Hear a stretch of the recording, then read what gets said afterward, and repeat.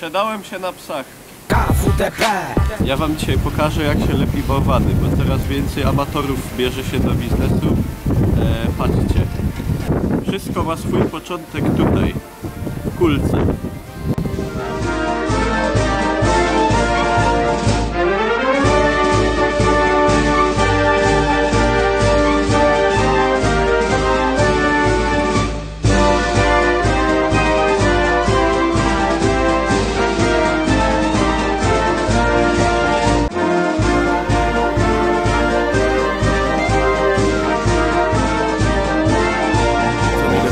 Plan B. Znajdujemy gotowego i mówimy, że to nasz.